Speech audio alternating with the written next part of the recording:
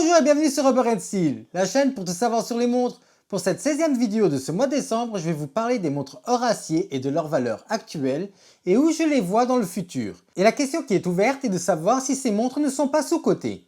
Ceci étant dit, on va pouvoir rentrer au cœur de l'horlogerie.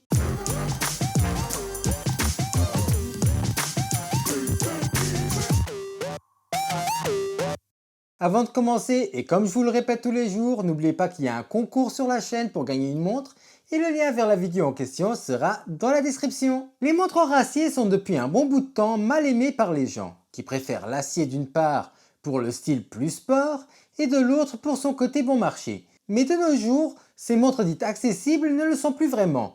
Quand on regarde par exemple du côté de Rolex, on ne peut plus s'acheter de montres sport acier en boutique et au marché secondaire, une Rolex Daytona dite Panda se vend pour 40 000 € alors qu'elle coûte un tiers de ça chez le revendeur officiel.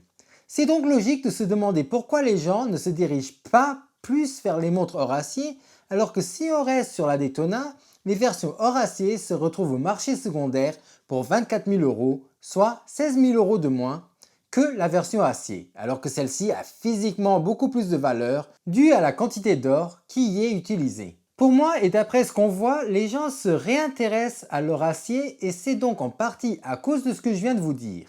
Puisqu'il est logique que quand on voit que l'or acier est moins cher que l'acier et plus accessible, on se tourne vers ces montres. D'ailleurs demain je sortirai une vidéo qui parlera des listes d'attente chez Rolex et de ce que j'en pense, donc restez connectés. Pour moi dans le futur, ce sera donc logique qu'il y ait encore une correction de prix et donc soit les gens vont commencer à acheter leur acier et bouter l'acier, ce qui ferait donc en sorte de baisser le prix des montres acier pour aller se placer soit au niveau des montres hors acier, soit même revenir moins cher que les montres hors acier, soit, et je pense que c'est le plus probable, c'est que le prix des montres hors acier vont commencer à monter pour atteindre ou aller frôler le prix des montres acier. Et vu tout l'engouement pour les montres chez les gens, que ce soit les jeunes ou les moins jeunes, je dirais que c'est cette hypothèse qui est la plus sûre d'arriver dans le futur.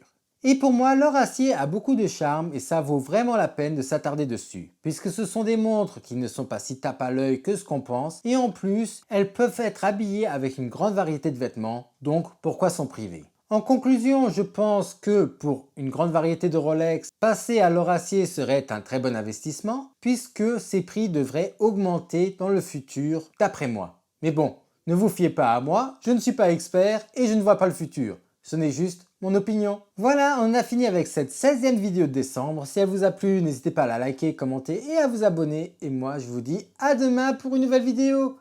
Au revoir.